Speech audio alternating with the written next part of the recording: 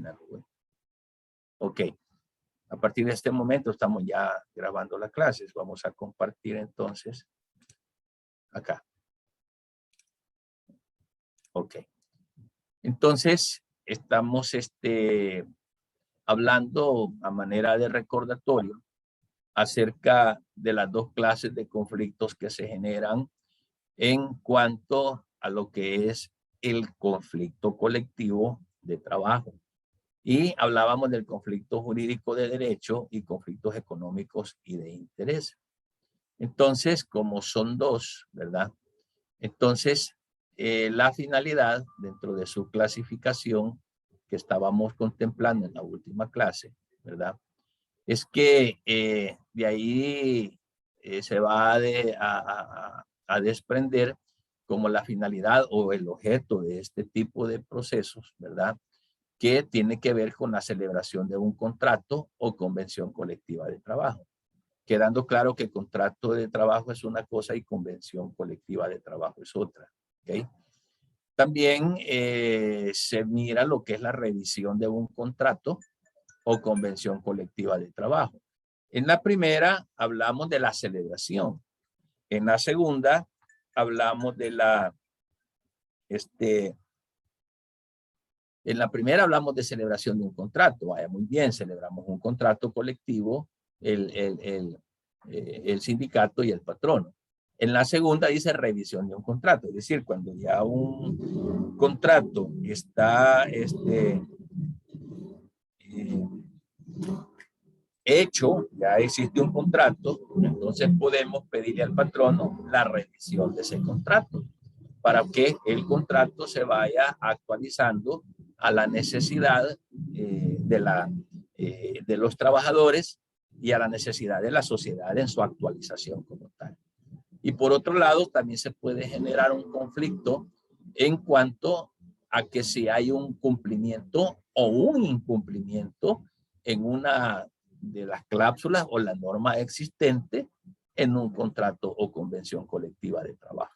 Entonces hay que ver este tipo de estas tres formas prácticamente del por qué se puede dar un conflicto colectivo de trabajo. Y el cuarto, que es la interpretación de una norma que ya existe en un contrato o convención colectiva.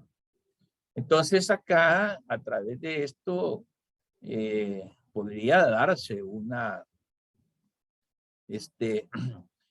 proceso como tal de un procedimiento de conflicto colectivo de trabajo, en cuanto también a que tal vez alguna cláusula del contrato que estemos revisando no esté clara. Entonces podemos hablar sobre interpretación de una norma ya existente. Entonces, como ven, estas son las finalidades o las razones por las cuales se puede generar, ¿verdad? Entonces, partiendo de estos cuatro supuestos que vemos, entonces acá tenemos como una fuente que puede originar o que puede dar pie a a un conflicto, ¿verdad? Entonces, partiendo de lo que hemos visto de estas cuatro premisas, es que podemos hablar de un conflicto colectivo económico de interés dentro de la clasificación, o podemos hablar de un conflicto de derecho o conflictos colectivos de carácter jurídico, ¿verdad? Son dos clases de conflictos que se generan, ¿sí? Entonces, esto precisamente da, pues, pie a estos conflictos colectivos de naturaleza jurídica, que son los que aplican o los que se habla sobre la aplicación o interpretación ya de una norma existente. ¿Ok? Y los conflictos colectivos de naturaleza económica o de interés son los que dan pie, pues, a una formación o revisión de una norma de trabajo. ¿Ok? Entonces, estas variantes se pueden dar de estos conflictos colectivos que lógicamente determina el cambio fundamental en la forma y modo en que debe de encararse el proceso, ¿verdad? Que se va a iniciar dependiendo si es jurídico o si es económico o de intereses. Entonces, a estos también les podemos llamar conflictos de derecho. Para ver, y precisamente esto lo llamamos también como conflictos de derecho, a efecto de establecer quién es el que tiene el derecho sobre el asunto que se ventila, ¿verdad? En esa norma que ya existe, en la norma preexistente. Sin embargo, en los conflictos económicos, ahí es diferente porque no existe todavía la norma que se va a controvertir, sino que esto es o pretende la elaboración de la norma, ¿verdad? Que va a regular a futuro las relaciones y las condiciones también obreros patronales. Entonces, con un conflicto económico de interés, se crea el derecho, que es diferente al conflicto de derecho o de naturaleza jurídica. En un conflicto, repito esto despacito para que me entiendan, en un conflicto de derecho o de naturaleza jurídica, ese conflicto se forma porque ya tenemos, por ejemplo, un contrato que queremos revisarlo, un contrato que queremos interpretar, o porque el patrono está incumpliendo las cláusulas del contrato. Entonces, la base de ese tipo de conflicto jurídico es que ya existe la norma y sobre esa norma estamos peleando. Pero en los conflictos económicos no existe la norma, sino que hay que crear la norma. Es decir, cuando vamos a tener que demandar o procesar al patrono porque no quiere sentarse con nosotros a discutir la elaboración de un contrato para establecer la norma que va a crear el derecho a futuro de los trabajadores, ¿verdad? Entonces, dicho esto, para entenderlo mejor, podemos decir que los conflictos colectivos de carácter jurídico, ¿no?, son aquellos que tienen lugar entre núcleos de trabajadores organizados, ¿no?, que es lo que llamamos como organizaciones profesionales, que es lo mismo que llamamos como sindicato. Entonces, cuando el sindicato, ¿verdad?, se enfrenta a un patrono o puede enfrentarse a un sindicato de patronos también. Este proceso se abre, se crea con el fin de darle pues cumplimiento a o la interpretación de las cláusulas de un contrato, de un convenio o de un contrato colectivo de trabajo, ¿verdad? Entonces, recordemos siempre, lo repito despacio, que los conflictos colectivos de carácter jurídico versan sobre una norma ya existente. Es decir, porque ya existe un contrato y queremos revisar ese contrato. Porque ese contrato, a lo mejor el patrón ha incumplido, lo vamos a procesar. O porque tal vez una o varias cláusulas de ese contrato no estén mal interpretadas y habría que interpretarse. Entonces, los conflictos colectivos de trabajo de carácter jurídico son aquellos que versan sobre la existencia ya de una norma, ¿verdad? Esto es lo que sucede. Entonces, como finalidad, este proceso trae que se determine a quién le corresponde el derecho que ya está establecido en esos contratos, ¿verdad? Entonces, por eso se llama conflictos colectivos de carácter jurídico.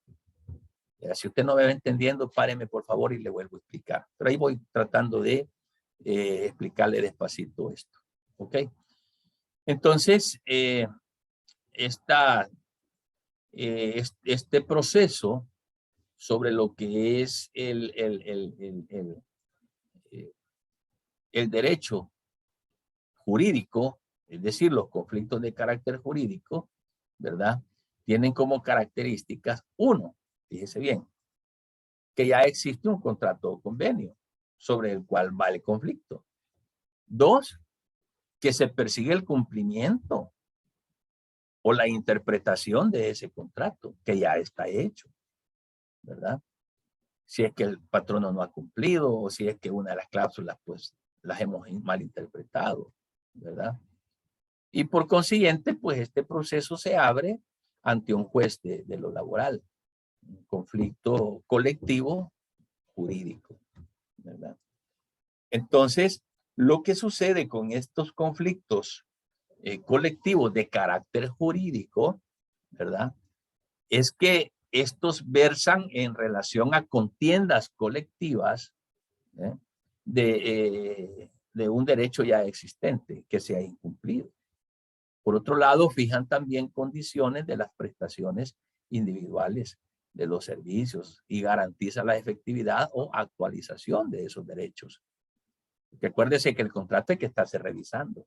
Entonces eso viene a actualizar los derechos de los trabajadores.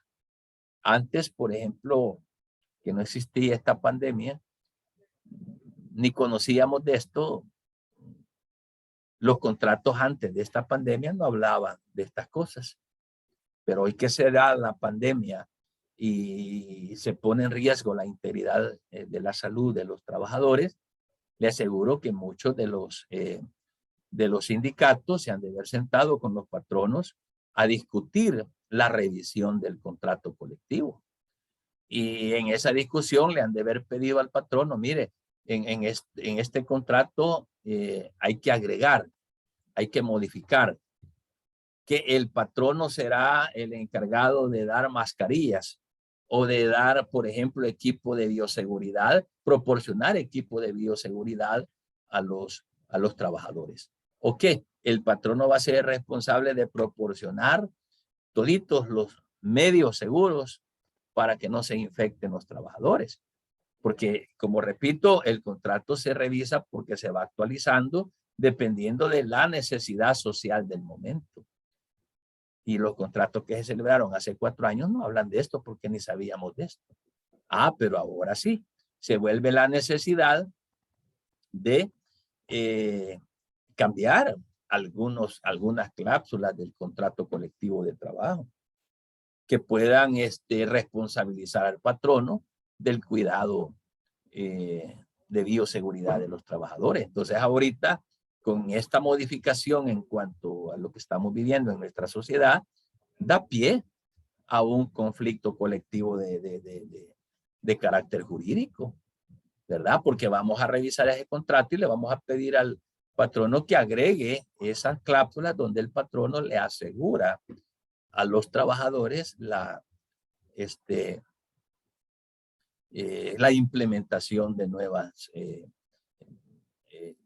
normas precautorias de salud, por ejemplo. Entonces ahí puede darse pie a un proceso, ¿verdad? Colectivo, colectivo jurídico, ¿sí? Entonces, esa clasificación de los conflictos colectivos jurídicos habla sobre en primer lugar, versa o habla sobre la vida misma de los grupos profesionales, es decir, la existencia de los sindicatos, ¿sí?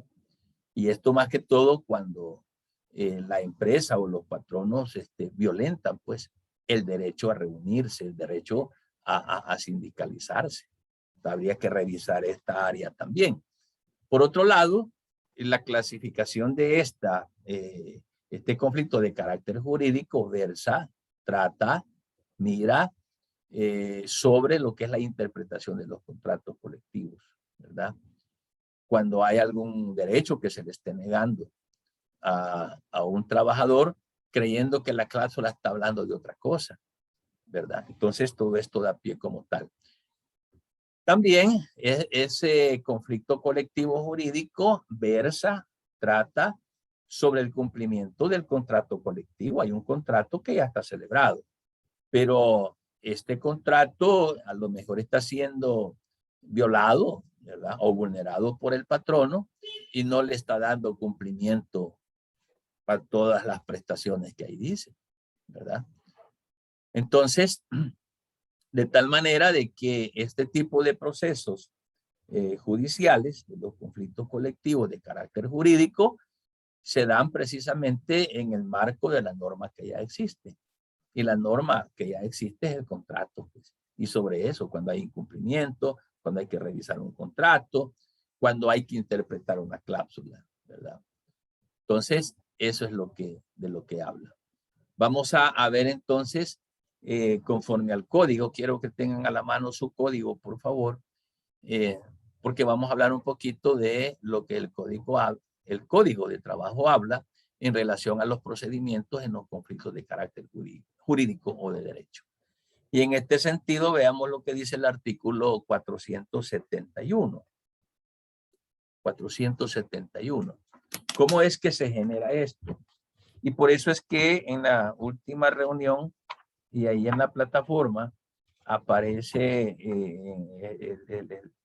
el avance del trabajo de un caso hipotético, que es el que estamos viendo, que les decía de que había que elaborar una demanda.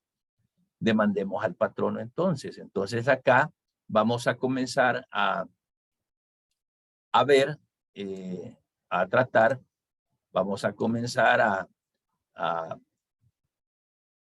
trabajar prácticamente en lo que debe de hacerse cuando hay un incumplimiento como tal. El artículo 471, ¿verdad? En su capítulo 2, título 3, habla de los conflictos de carácter jurídico. Es decir, un conflicto que se genera por las razones que hemos estado viendo ahorita. ¿Ok? Entonces, como ahorita vamos a hablar del procedimiento judicial, de un conflicto que vamos a armar de carácter jurídico de derecho, yo les decía a ustedes, háganse la demanda al respecto, demanden al patrono por cualquiera de estos incumplimientos. Entonces, ¿qué sucede? Vaya, si el patrono está incumpliendo el contrato, ustedes lo pueden demandar. Si el patrono tal vez una prestación no la está dando porque está mal interpretando el artículo X, pueden demandarlo. O ahora que pudiese ser de que ustedes demanden al patrono en revisión del contrato colectivo, porque tal vez el patrono no esté siendo responsable hoy que hay necesidad por la cuestión de la pandemia, pero esto no lo decía el contrato hace 3 años. Y hoy es necesario que se agregue porque ha surgido un hecho social nuevo que afecta al trabajador. Y el trabajador exige al patrono y le dice, mire patrono, usted tiene que darnos el alcohol, los guantes, la mascarilla, los gorros. Y a lo mejor el patrono diga, no, si a mí no me toca eso, que cada quien que compre por fuera sus implementos. Entonces, podría ser un caso hipotético real que ustedes pueden abordar, demandar al patrono. Entonces, en esta demanda, y aquí comienza el pleito prácticamente, ¿verdad? Acuérdense que hay 2 clases de conflictos, eso no se les vaya a olvidar. En la clasificación mayúscula, mayor, tenemos los conflictos de carácter jurídico o de derecho, que es lo que estamos viendo ahorita. Y en la otra clasificación son los conflictos económicos o de interés. Acuérdense que son 2 grandes clasificaciones, 2 grandes conflictos que se pueden generar, ¿verdad? Conflictos colectivos. El artículo 471 dice que tenemos que presentar la demanda y en ese sentido pues habla de algunos requisitos. Le voy a pedir a la señorita Julieta que me ayude, entonces vamos a leer el artículo 471.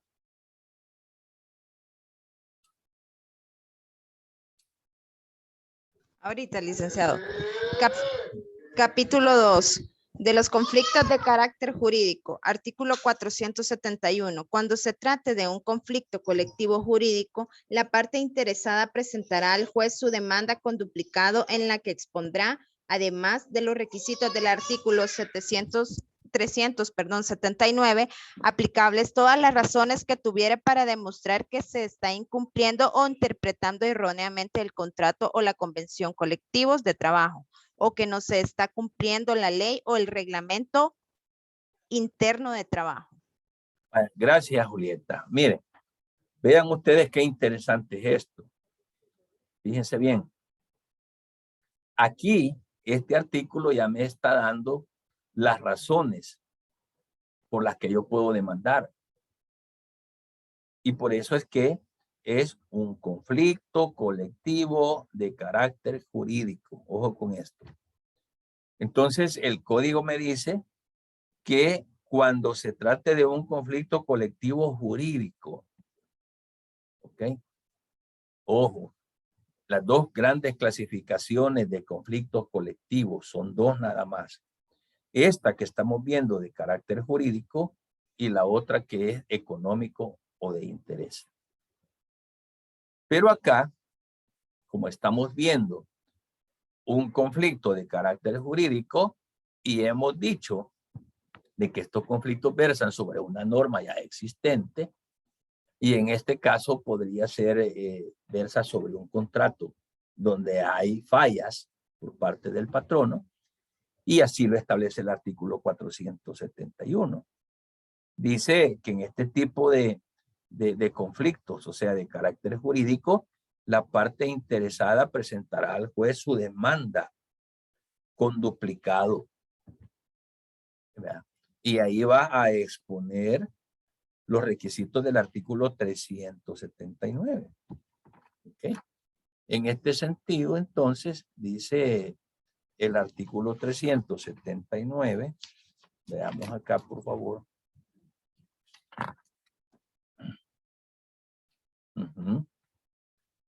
Relacionemos esto con el artículo 379. ¿Qué es lo que debe de llevar una demanda?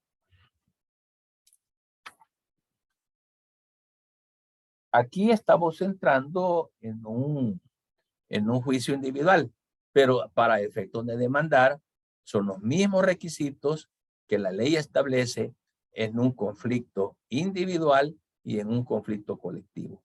Entonces, el artículo 471 nos está diciendo de que la demanda debe de ser por duplicado, y además de eso debe de tener los mismos requisitos del artículo 379, que es la demanda que hay que hacer, ¿verdad? Y en esta demanda que se va a presentar al juez porque hay alguna vulneración. Yo estoy usando ahorita el ejemplo de la pandemia, por ejemplo, en la que estamos. Estoy usando ese ejemplo como quien dice, ya tenemos norma existente. ¿Cuál es la norma existente acá? Un contrato colectivo.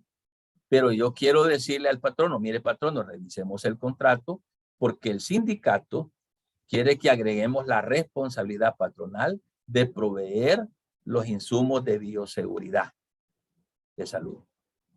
No, dice el patrono, es que eso no me compete a mí, es el gasto de cada trabajador. Y no quiere revisar el contrato. Y es pertinente porque la misma situación actual nos está obligando a que se actualicen las normas establecidas en el contrato.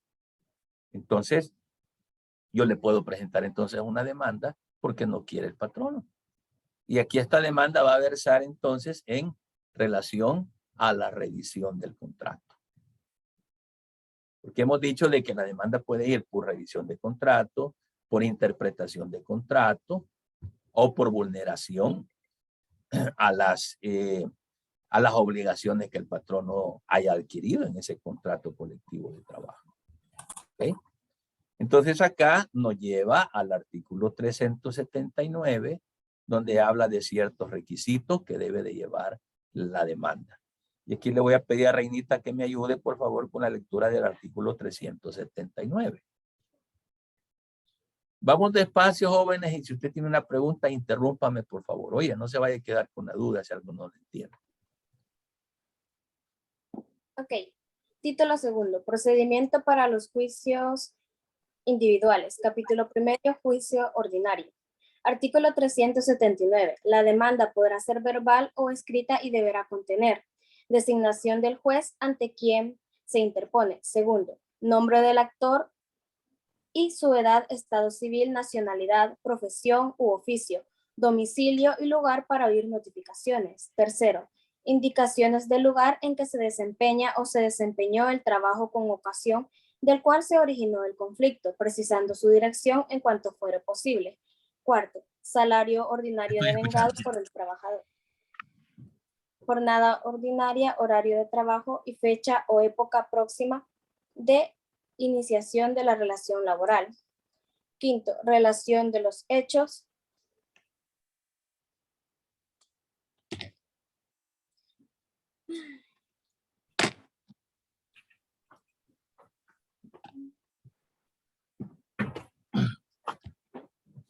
Quinto, relación de los hechos. Sexto, nombre o domicilio del demandado y la dirección de su casa de habitación o del local en que habitualmente atiende sus negocios o presta sus servicios. Séptimo, peticiones en términos precisos. Octavo, lugar y fecha. Y noveno, firma del actor o de quien comparezca por él o de la persona que firme a su ruego, si la demanda fuere verbal y en el actor no pudiera o no pudiera firmar, se hará constar esa circunstancia. Bye. Gracias, Reinita. Como ven, la demanda tiene sus requisitos, ¿vea?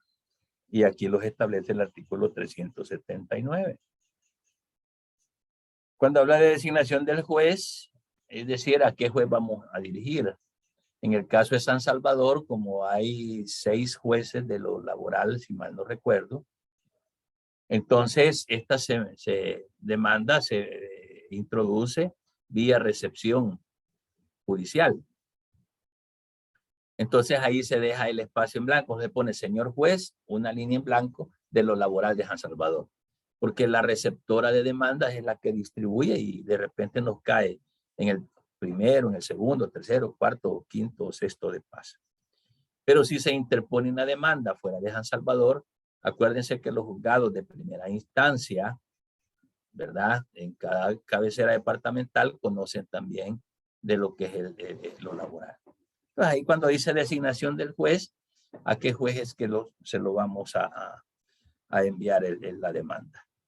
Nombre del actor, su edad, estado civil, nacionalidad. Aquí recordémonos de que el actor en materia de conflicto colectivo no es una persona natural, sino que es una persona jurídica. Y acuérdense que los sindicatos adquieren su calidad de persona jurídica.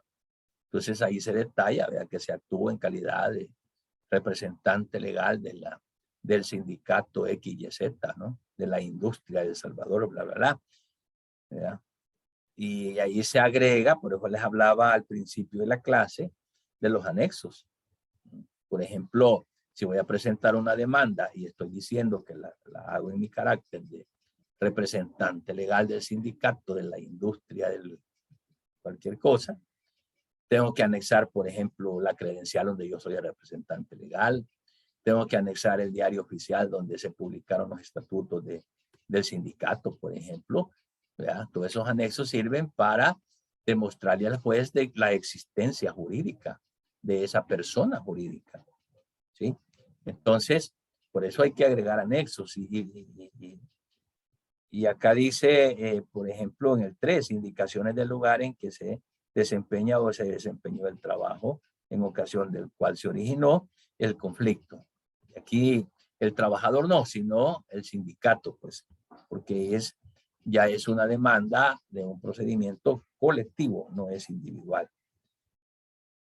Si es pertinente, aquí dice el salario ordinario, aquí no, ¿verdad? Porque no estamos demandando por un incumplimiento o por un despido, sino que estamos demandando por un incumplimiento a una norma colectiva. El quinto dice relación de los hechos, claro. La demanda debe de llevar dentro de su contenido. Ya vimos, en primer lugar, una demanda lleva lo que es la designación del juez. De ahí los datos del actor, en este caso el sindicato, con todas sus generales, personería jurídica, representación legal, todos los datos del sindicato. Y luego, pues, la relación de los hechos. Es la historia que usted le cuenta al juez, qué es lo que pasa.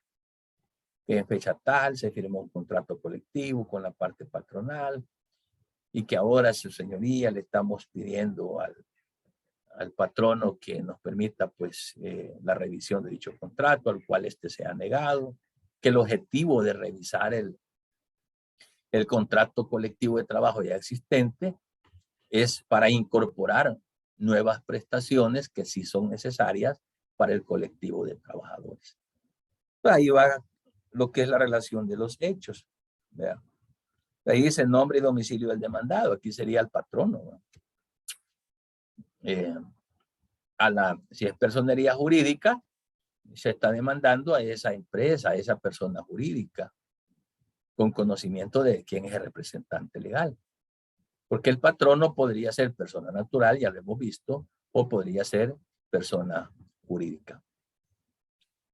Entonces, ahí pues los datos y domicilio del patrono y todo esto. Y luego en el 7 habla de la petición en términos precisos, ¿verdad? Por lo antes expuesto, señoría, a usted con el debido respeto le pido, ¿verdad? Le pido. 1, admítame el presente escrito o demanda. 2, emplácese a la empresa tal por medio de su representante legal, ¿verdad? Y así, ahí va el petitorio hasta llegar a culminar con la demanda, con la firma, ¿verdad? Del presentante. Ya sabemos también que si no la presento yo como interesado, debe de presentarla una tercera persona, si es el caso, habría que legalizar la firma, ¿verdad? De representante legal. Es que son requisitos de ley que ya lo conocemos, que son formalidades que se necesitan para la presentación de una, en este caso de una demanda. ¿Ok? Por eso es que el artículo, volviendo otra vez al artículo 471, dice de que la demanda debe de presentarse con los requisitos del artículo 373, que es lo que acabamos de estar viendo, ¿verdad? Y por eso dice aplicable, porque no todos del 1 al 9 no es que estrictamente lo vamos a poner, sino que lo que se aplique de ese artículo 379, ¿verdad? Entonces dice que en la demanda vamos a colocar todas las razones que tuviere para demostrar que se está incumpliendo o interpretando erróneamente el contrato o la convención colectiva de trabajo. Y este artículo le está diciendo que la demanda va a versar únicamente cuando esté dándose un incumplimiento en el contrato. 2, cuando hay una interpretación errónea de los estatutos del contrato, ¿verdad? O que se está cumpliendo la ley o que se está incumpliendo la ley o el reglamento interno de trabajo, que son razones que dan pie a efecto de poder accionar, es decir, mi derecho de acción, mi derecho de demanda como cuerpo colegiado, como sindicato, ¿verdad? Porque ya en esta materia que estamos viendo, la laboral 2, los conflictos son colectivos. En laboral 1, los conflictos son individuales. ¿Verdad? Soy yo como trabajador el que demando. En este caso, en laboral 2, ya vemos los derechos en colectividad. Y por eso es que hemos estudiado mucho sobre lo que es un sindicato, cómo se forma el sindicato y cómo la ley protege un sindicato y cómo la demanda ya no es a carácter personal ni yo como trabajador, sino que es el sindicato quien está demandando al patrón. Yo puedo pertenecer al sindicato, 100 trabajadores pueden pertenecer al sindicato, pero el pleito no es con cada uno de los trabajadores, sino que es con esa persona jurídica que se llama sindicato. Entonces, ese sindicato es el que impulsa las demandas. Y por eso se llaman conflictos de carácter jurídico, pero colectivos, no individuales, sino colectivos. ¿Ok? Entonces, estamos hablando en el artículo 471 de la forma de proceder en cuanto a comenzar un conflicto colectivo de trabajo. Y comenzamos con la demanda. Luego entramos al artículo 472, después de haberse presentado la demanda, se genera un acto procesal interno en el juzgado. Le vamos a pedir a Israel Cantaderio que nos ayude con el artículo 472.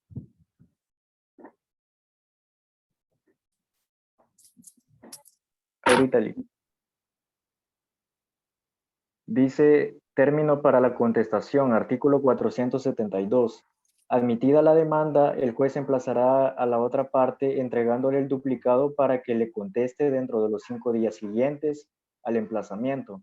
En la contestación deberá expresar las razones que tuviere para afirmar que está cumpliendo o interpretando correctamente el contrato o convención de los contrato o convención colectiva, o que está cumpliendo la ley o el reglamento interno de trabajo.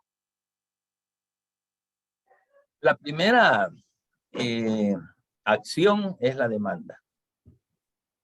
Y ya interpusimos la demanda. Entonces vamos en el artículo 472 a pensar de que la demanda iba pero nítida. Y cuando la examinó el juez, no le encontró errores, vaya. Y entonces dice admitida la demanda. Esto en el supuesto que la demanda se haya presentado sin error alguno.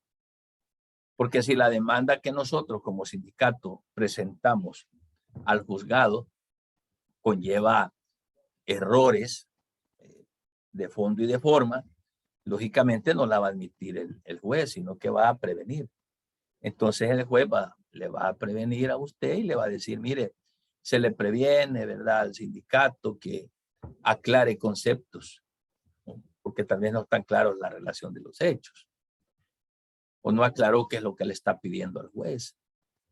O no colocó las generales de la persona demandada. Por cualquiera de todos esos motivos, el juez puede prevenirle para que usted subsane. Pero partamos de que la demanda iba, pero excelentísima. El juez la revisó y dice, no, reúne todos los requisitos. Entramos al artículo 472 y dice admitida la demanda. Entonces partimos del presupuesto que la demanda estaba nítida. ¿Ok? Entonces, partiendo de esa premisa, el juez admite la demanda. Cuando el juez admite la demanda, mediante un auto, ¿verdad?, un auto que hace el juzgado en la que dice en la ciudad de San Salvador a las tales horas del día tal y tal y tal, ¿verdad?, admítase la demanda presentada por el sindicato tal y tal y tal. Téngase por parte actora. Téngase por parte demandada a la empresa El Calcetín, ¿verdad? Elaboran calcetines ahí. Entonces, cuando ya con ese auto de admisión que el juez provee, ¿verdad?, entonces ahora el juez internamente va a hacer actos administrativos, como lo es emplazar. Entonces dice el juez, emplácese a la parte demandada. Acuérdense ustedes que emplazar es un llamamiento que el juez le hace a un demandado para que llegue al juzgado a ejercer su derecho de defensa. Ese es el emplazamiento, ¿verdad?, que implica el conocimiento que le hace al demandado que está siendo requerido. Entonces, ese es el emplazamiento. Porque notificación es otra cosa y citatorio es otra cosa. Citatorio es el llamado que un juez le hace a una persona por cualquier cosa que acuda a un juzgado. Notificación es el conocimiento que el juez le hace a una persona de una providencia. Y emplazamiento es el llamamiento que el juez le hace a una persona que ha sido demandada para que éste ejerza su derecho de defensa. Vean que son tres cosas totalmente diferentes. Entonces dice acá que vaya partiendo de la premisa de que todo estaba bien, entonces se admite la demanda, entonces el juez va a emplazar a la parte demandada, al patrono en este caso, en el caso hipotético. Y por eso es de que si usted se recuerda, es por duplicado que se presenta la demanda en el artículo 471, porque ese legajo que usted duplicó, ese duplicado, el juez se lo va a entregar a la parte demandada. Le va a decir, señor, aquí le traigo un legajo de la demanda que le han interpuesto a usted, lo emplazo para que venga a ejercer su derecho de defensa, pero ese emplazamiento tiene un término de 5 días. Un término de 5 días, es decir, si hoy se le emplazó al demandado, los 5 días corren a partir del día siguiente del emplazamiento, mañana. Vamos a ver, martes, miércoles, jueves, viernes. Entonces el quinto día se vence ¿cuándo? Se vencería el lunes, ¿verdad? Porque son días hábiles. Son días hábiles. Entonces, si este día se le emplazó a don fulano de tal o a la empresa X, entonces se cuenta con 5 días a partir del día siguiente para que ellos cuentan con esos 5 días, ¿verdad?, para que contesten esa demanda que se les ha interpuesto, ¿verdad? Entonces, dice el artículo 472 que en la contestación, ¿verdad?, de la demanda, el demandado, en este caso el patrono, ¿verdad?, porque es el ejemplo que estamos siguiendo, ellos deberán de expresar las razones, ¿verdad? Las razones que contradigan el hecho histórico de la demanda. Porque si en la demanda están diciendo de que estoy demandando al patrono porque el patrono no quiere sentarse conmigo a revisar el contrato para actualizarlo, entonces cuando el patrono conteste la demanda, él la va a contestar diciendo de que afirma que no, que él está cumpliendo correctamente con el contrato. ¿Mm?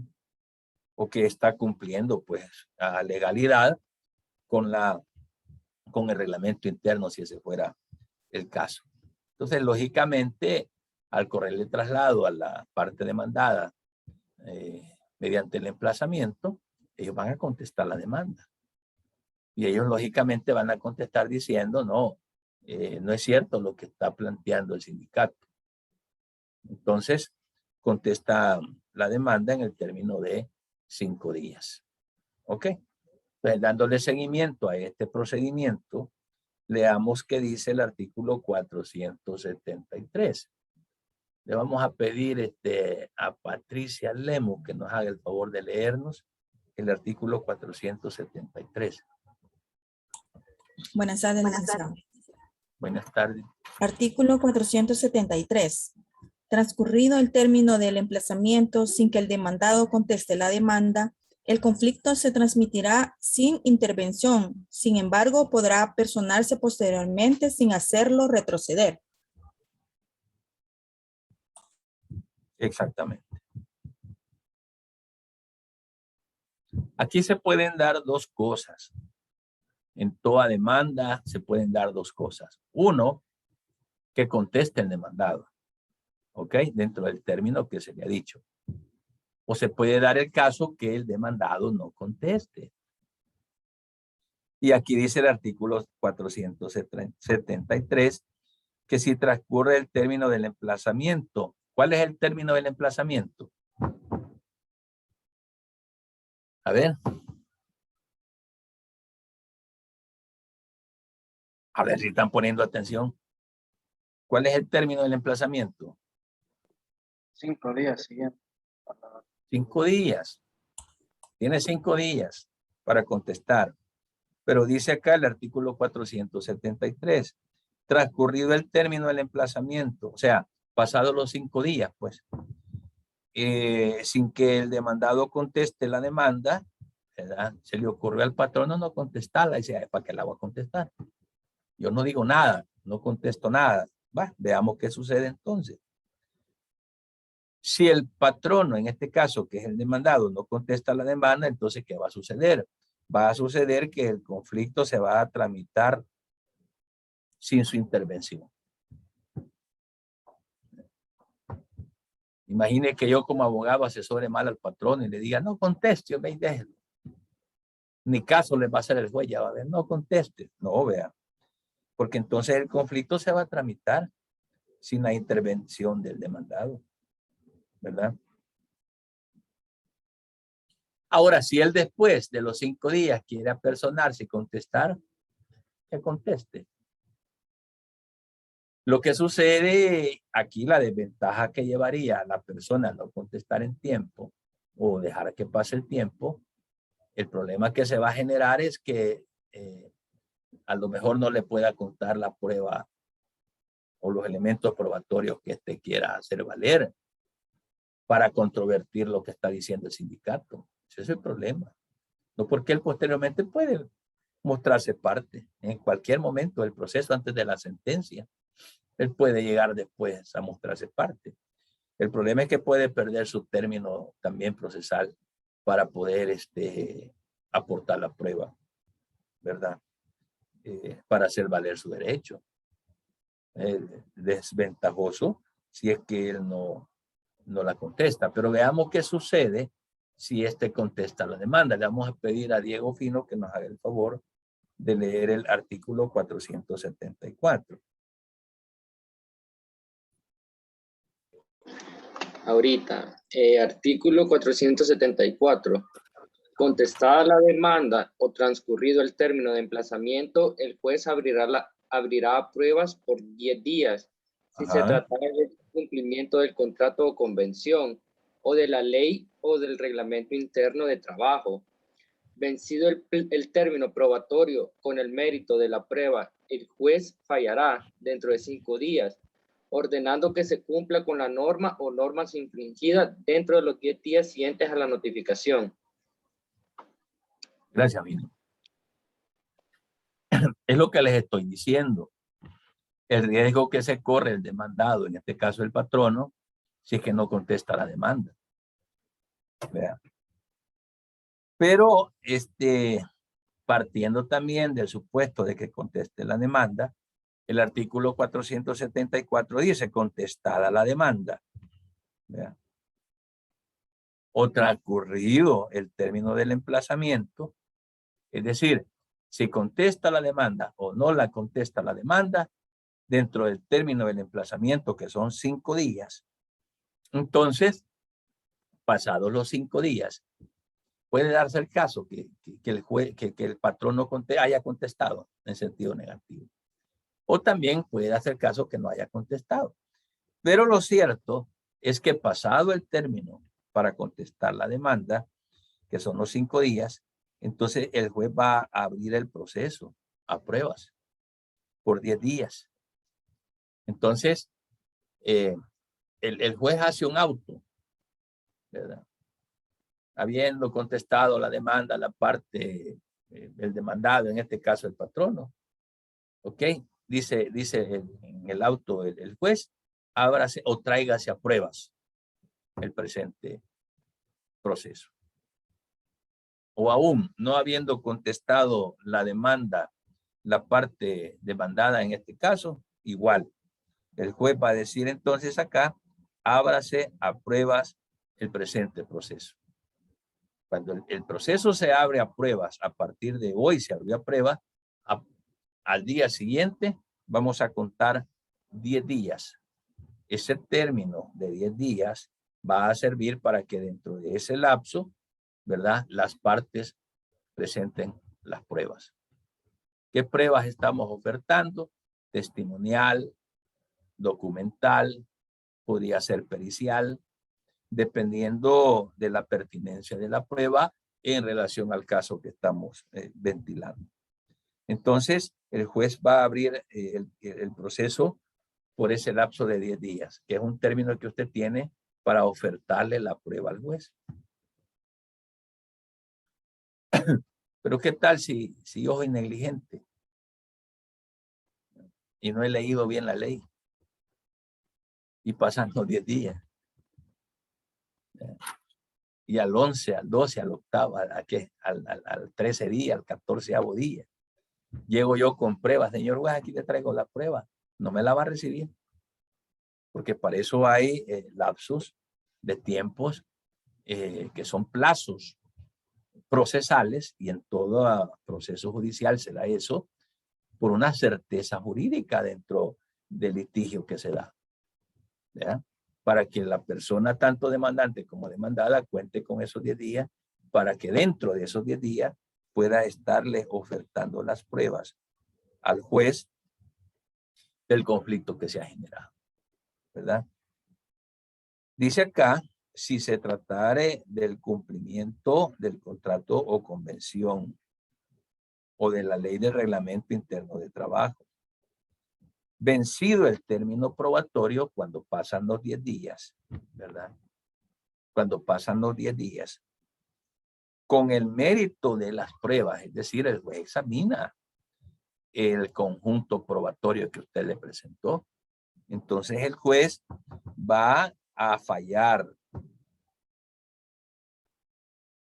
Aquí se siente bien fácil esto, 10 días más 5 días. Pero lo cierto es que en la práctica, 10 días para presentar la prueba, podría ser de que le presente prueba testimonial al juez y el juez me esté señalando para dentro de unos 10 días más o 15 días después el examen de los testigos. Pero la prueba yo la oferté dentro del lapso de los 10 días. De ahí para allá el juez puede citarme a los testigos 10 días después, 5 días después. Lo importante es que ese lapso de 10 días yo presente la prueba. Entonces, con el mérito de las pruebas, tanto en la parte actora como en la parte demandada, el juez examina. El juez va a examinar el elenco probatorio que yo presenté para ver si yo tengo la razón con relación a la demanda que estoy interponiendo. O a lo mejor el juez detecte de que el patrono tenga la razón porque ya revisó las pruebas. Entonces, cuando el juez revisa todo ese elenco probatorio, el juez va a dictar su fallo, ¿verdad? Y lo va a dictar dentro de los 5 días después. Tiene 5 días para que el juez dicte su fallo, ordenando que se cumpla, dice el artículo 474 en su inciso segundo, ordenando que se cumpla con la norma o las normas infringidas dentro de los 10 días siguientes al de la notificación. Ese es el fallo del juez. Suponiendo, vaya, de que la demanda que nosotros hemos presentado, esa demanda nosotros ganamos el litigio porque la prueba que presentamos fue tremenda, ¿no? Entonces, partiendo de que nosotros como sindicato le aportamos prueba suficiente al juez, entonces el juez va a dar su fallo y le va a ordenar a la parte demandada, en este caso al patrono, que se siente con nosotros para revisar el contrato, si ese es el punto de litigio. ¿Ok? Para que después de la sentencia, dentro de 10 días, porque eso no es cuestión que hay cuando quiera el patrono, no, ¿verdad? También hay términos para que dentro del término de 10 días el patrono cumpla con lo que el juez le manda. ¿Ok? Acuérdense que aquí está hablando de fallo. Yo quiero que aprendamos una cosa acá. Una cosa es el fallo y otra cosa es la sentencia. Porque aquí dice, mire, vencido el término probatorio, en el mérito de la prueba, el juez fallará. No dice el juez sentenciará, dice fallará. Yo no sé si alguien tiene por ahí idea de lo que es un fallo y de lo que es una sentencia. ¿Cuál es la diferencia? Vamos a ver quién me ayuda. Vaya, le voy a regalar 2 puntos si alguien tiene la respuesta.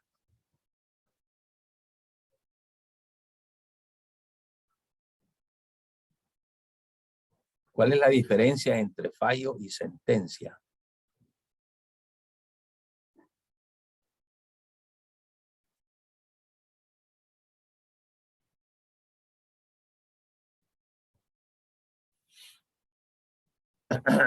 O se las dejamos de deber, vaya, para que lo averigüen.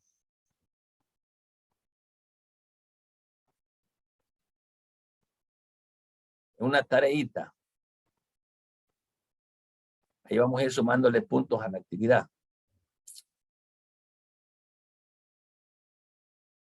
¿Qué les parece si lo dejamos de deber? Licenciado, la Sí. sentencia sería como el análisis que hace el abogado de acuerdo a todo lo expuesto dentro abogado. perdón, el juez Ajá. es lo que alude durante, es la resolución a la cual él se refiere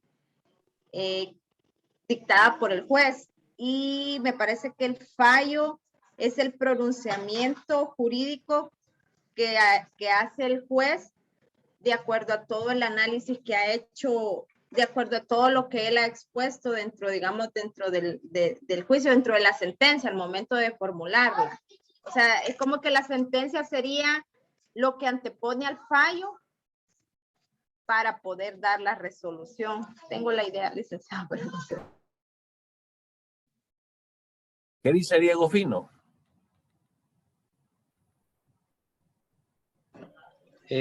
No me equivoco, el fallo es en sí la decisión del juez. Y la sentencia es, creo que es donde ya se incorporan aquellos argumentos que el juez consideró en base a la prueba para tomar ese fallo. Ok. Y vamos a ver qué dice Israel Candelario.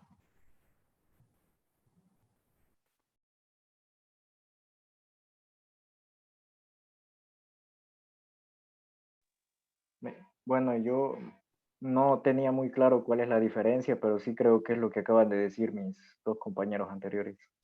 Excelente, por ahí vamos. ¿Y Ruth Presa qué dice? Yo digo que la sentencia es la resolución que determina el juez por medio del juicio, ¿verdad? Y el fallo es es una parte de la sentencia donde están las pretensiones de ambas partes, pero ya la sentencia es lo final. ¿Y Reinita Paniagua qué dice?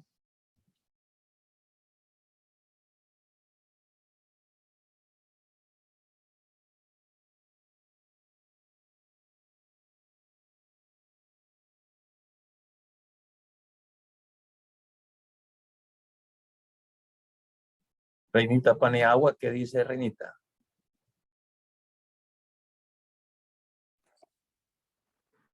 ¿Se me escucha? Sí. Bueno, según entiendo, la sentencia sería prácticamente toda la resolución y es la que prácticamente se daría por definitiva al final. En cambio, el fallo sería una parte de la sentencia en la cual se da como la orden o qué es lo que se debe de hacer. Prácticamente es la parte en la que se detalla cuál es la solución que daría el juez. Así lo entiendo. ¿Y Patricia Lemos qué dice?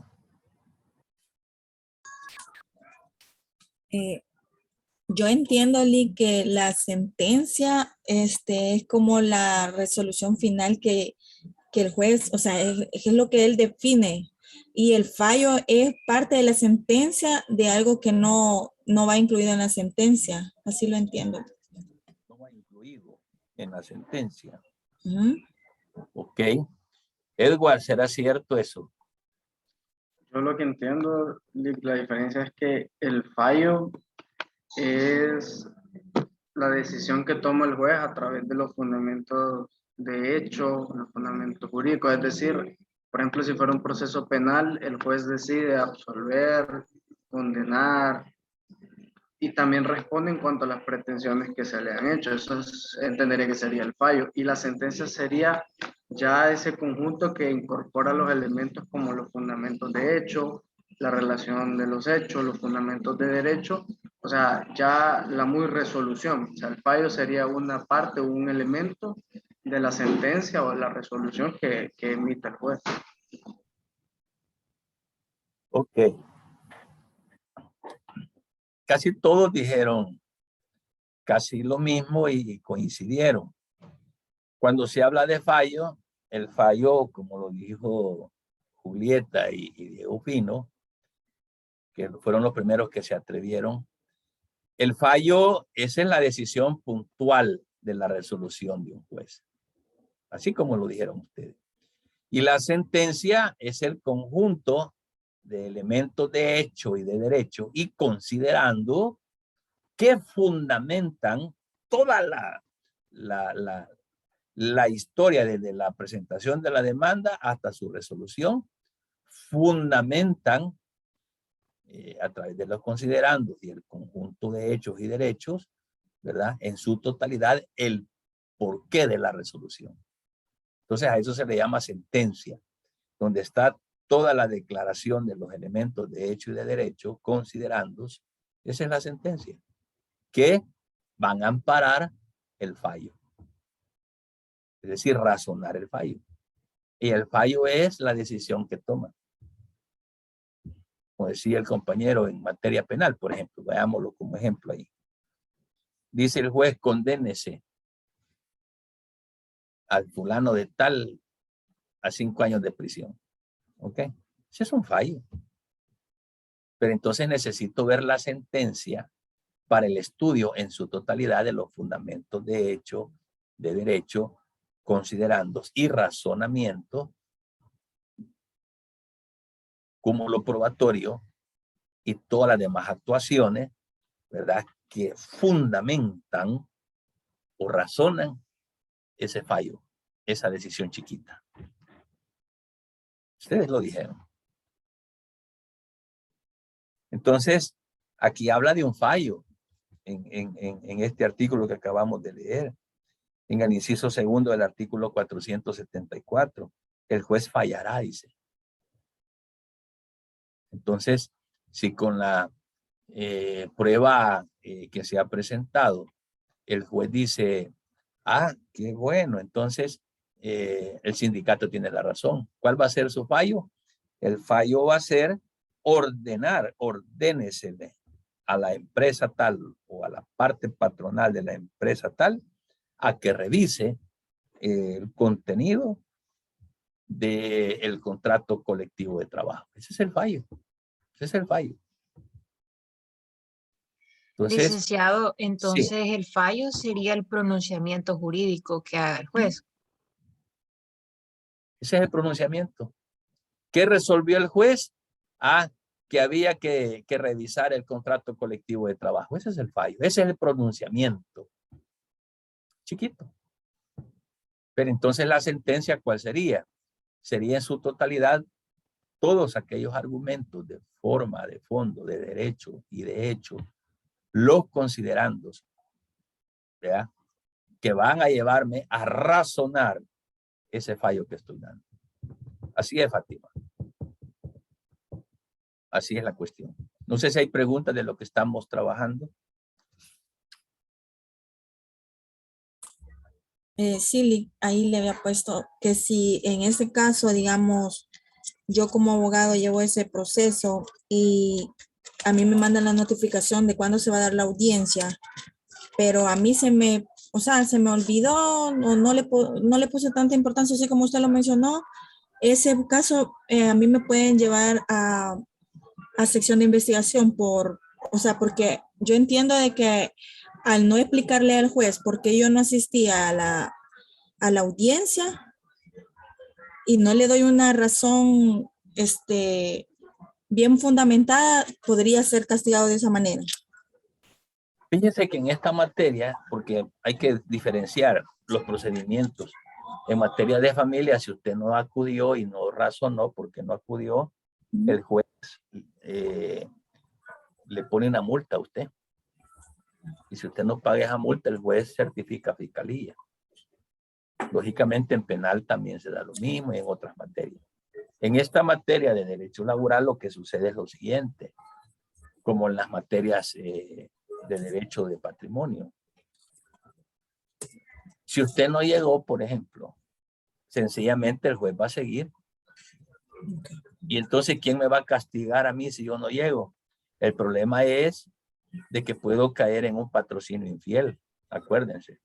Y quien pudiese demandarme por un patrocinio infiel, por ejemplo, a través de fiscalía y a través de la corte por un incumplimiento de deberes, es decir, dentro de ese patrocinio infiel, en la investigación de la sección de investigación profesional de la corte. Que ahí, por ejemplo, vaya un ejemplo, el patrono me da el poder a mí, pero yo soy negligente y se me olvidó ir a la audiencia. Soy negligente y se me olvidó presentar la prueba en tiempo, ¿verdad? Soy negligente y se me olvidó contestar la demanda en 5 días. Híjole, se me olvidó, ¿y cómo hacemos? Entonces el problema es que si yo no la presenté, el juez a mí no me va a decir nada. Es problema mío, ¿verdad? Pero quien sí me puede demandar por patrocinio infiel o me puede demandar en la sección de investigación profesional es mi poder dante, en este caso el patrono. Porque aquí se pueden dar muchas malas interpretaciones, como que el abogado le hizo el favor al sindicato, ¿verdad? O como que, caso, démosle vuelta a la tortilla, como que si el abogado le hizo el favor al patrono, ¿verdad? Que yo fuera el abogado del sindicato. Y yo digo, ay, se me olvidó presentar esta prueba. Pero a lo mejor no es que se me haya olvidado, a lo mejor el patrono ya me ofreció más pisto que el sindicato. Eso se dan, esos casos de patrocinio infiel se dan. Y aquí hay que tener mucho cuidado en esto, jóvenes, ustedes como profesionales, a ser muy diligentes, porque todo proceso jurídico, como este que estamos hablando, aquí estamos hablando de cuál es el procedimiento de la demanda. Todo proceso jurídico se necesita que ustedes como abogados sean diligentes, listos. ¿Ya? Porque fíjese que en la práctica se han visto casos donde las partes materiales han perdido, los interesados han perdido sus procedimientos, sus juicios, por la negligencia de un abogado. Y aquí hay que tener mucho cuidado. Porque a lo mejor yo o no sabía, conocía, no conozco de derecho laboral. ¿Ya? Y yo no sabía que habían 5 días para presentar la contestación de la demanda. Y eso hace perder a mi patrocinador. Me pueden demandar. Y el problema es que no me van a acusar, no, es que este negligente no sabe. No, lo que van a decir es a ver si este ya se vendió con el otro. Y por eso no presentó en tiempo el escrito, por ejemplo. Entonces hay que tener mucho cuidado en eso. Y seamos diligentes en cualquier materia que usted trabaje en la rama del derecho como abogado. Hay que ser diligentes. Mucho cuidado. Hay que conocer estos términos, hay que conocer estos plazos, hay que conocer estos procedimientos. Porque si usted ya se dio cuenta, lo que vamos leyendo acá, en un procedimiento laboral, difiere, oiga bien, a los procedimientos de otras materias. Estos plazos que estoy leyendo acá no son los mismos en materia, por ejemplo, de un juicio ordinario civil. Estos plazos que estoy leyendo acá, ni esta forma de proceder laboral, no es la misma que en un procedimiento penal o un procedimiento de familia. Son totalmente diferentes. Cada materia tiene su forma de proceder y hay que conocerla. Ok. ¿Preguntas? Muy bien. Leamos, por favor, Fátima Moreno, el artículo 475.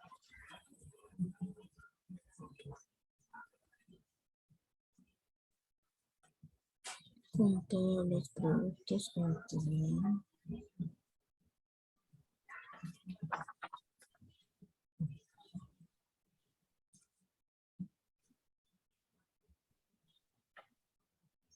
Fátima. Ya se fue. Aquí estoy, licenciado, diga. Vale, vamos a ver, leamos el artículo 471, porfa. Ya voy.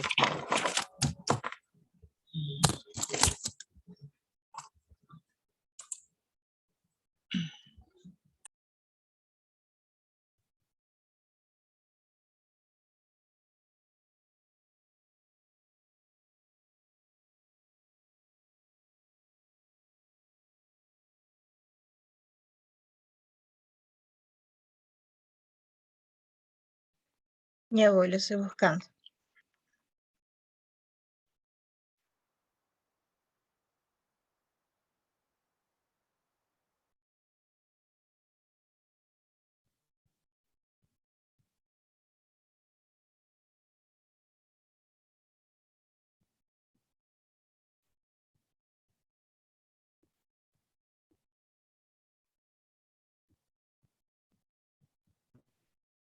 Artículo 471. Requisitos de la demanda. Cuando se trate de un conflicto colectivo jurídico. 475. Ok. Conflictos de interpretación normativa. Artículo 475. Cuando el conflicto se deba a la mera interpretación de una norma o normas contenidas en el contrato o convención colectivos de trabajo, el juez fallará dentro de los 5 días siguientes al de la contestación de la demanda o de transcurrido el término de emplazamiento, declarando la correcta interpretación. De ser pertinente, el juez señalará la forma y oportunidad en que deben cumplirse la norma o normas interpretadas. Gracias, Fátima. Pónganle ojo a esto. Si ustedes notaron, este artículo 475 es un apartado dependiendo del tipo de demanda que se presente. Por consiguiente, especialmente cuando se está hablando de una demanda por una mala interpretación de la norma, si usted se fija, cuando se trata especialmente de este caso, el procedimiento es distinto. Aquí no habría pruebas, aquí no se va a los 5 días más los 10 días. Aquí es diferente. ¿Por qué? Porque es una interpretación de la norma. Y quien va a interpretar la norma acá en este caso es el juez. No se necesita prueba aquí. Porque ¿qué vamos a probar? Nada. Si yo le digo al juez, mire, mi problema está en la interpretación de esta cláusula, porque el patrón está creyendo una cosa y el sindicato está creyendo otra. Entonces, cuando el conflicto versa por una interpretación de la norma, entonces el procedimiento, ojo con esto, jóvenes, es totalmente diferente. Y como ven, dice el artículo, cuando el conflicto se deba a la mera interpretación de una norma o normas contenidas en el contrato o en la convención colectiva de trabajo, cuando se trate especialmente de ese caso de interpretar esa norma, entonces el juez fallará dentro de los 5 días siguientes al de la contestación de la demanda. Aquí no se habría pruebas. Aquí no se habría pruebas. Aquí nada más presento la demanda. Dentro de 5 días ya sabemos de que el patrono, en este caso él es el demandado, él va a contestar la demanda. Cuando ya él contesta la demanda, entonces el juez va a tener 5 días para interpretar qué es lo que quiere decir esa norma dentro del contrato colectivo, ¿verdad? Y entonces, dentro de esos 5 días siguientes de la contestación de la demanda, ¿sí? O de transcurrido el término de emplazamiento, entonces el juez va a declarar la correcta interpretación. Y aquí es diferente la cosa. De ser pertinente, el juez señalará la forma y oportunidad en que deben cumplirse la norma o manera o normas interpretadas. Como es una simple interpretación de la norma, entonces lo que sucede acá es que aquí, si usted se fija, repito, no vamos a abrir a pruebas, no vamos a tener 10 días después para meter pruebas, no vea. Aquí el procedimiento es más corto cuando se trata de una demanda por la interpretación de una norma en el contrato colectivo. Primero presento la demanda, luego el juez emplaza, el emplazado tiene 5 días para contestarla y después que la contesta, hasta ahí, no abrimos a prueba, sino que el juez dice, yo tengo 5 días para interpretar la norma. Entonces, no se necesita prueba porque aquí va a jugar la lógica jurídica y la interpretación que el juez le dé. Y lo que el juez interprete, eso es lo que el juez va a decidir. El juez entendió que la norma quería decir A, B, C, D. Entonces, esa es la interpretación auténtica a la que las partes tienen que sujetarse y cumplirla, ¿verdad? Entonces, esta noche hemos estado viendo este procedimiento, presentación de la demanda, cuando se admite la demanda, ¿verdad? El emplazamiento, contestación de la demanda, vea cuántos días se apertura, ¿ah? Y el cumplimiento de la sentencia. Eso es lo que hemos estado viendo esta noche. No sé si habrá alguna duda o todo está claro, está bonito. Vamos a llegar hasta acá. Solamente tuvimos 10 personas en la clase y son como 24. Hacen falta un montón. Hacen falta como 14. Y las personas, ustedes son las mismas personas que siempre se conectan y están con la cámara encendida. Fueron los que mejor salieron en las notas. Y por ahí han salido algunos que, pero es producto de eso, que no están en clase o que están distraídos. Vale. Entonces la ventaja en el caso de ustedes, que los veo siempre atentos, que si ustedes necesitan en algún momento que se les considere con alguna ayuda, yo con gusto lo voy a hacer, porque se paga el interés que cada uno de ustedes le pone. Pero cuando hay un estudiante que no viene a clases, de 24 solo 10, 9, porque aquí yo me cuento como el 10º. De 24 solo hay 9. Entonces, el resto que no viene a clases, ni encienden sus cámaras, yo entenderé que no se interesan. Pero ¿saben qué? Son los que siempre me llaman y me dicen, mire, liga ahí, ¿qué pasó? Es el trabajo, no lo presenté, deme chance, lo presento mañana. Y ahí es donde les digo, mire, no puedo ayudarles, ¿verdad? Mire, que fíjese que aquí no les puedo ayudar porque estos estudiantes no prestan su interés, ¿verdad? Como para poder estar en una clase. Esa es la diferencia. Así que les felicito a ustedes, jóvenes. El día miércoles, acuérdense, es video clase que les voy a estar subiendo para que no entren al Zoom. Fíjense que los miércoles hay quienes han entrado al Zoom. Son los que no oyen las indicaciones. Pero el miércoles es video clase. Usted se va a la plataforma y ahí va a encontrar su clase. ¿Ok?